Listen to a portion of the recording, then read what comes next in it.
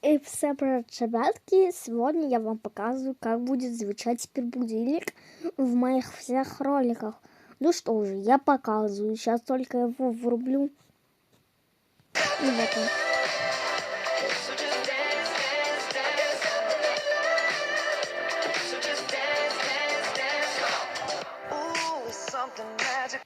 Надеюсь, он вам понравился. Ну так, пока.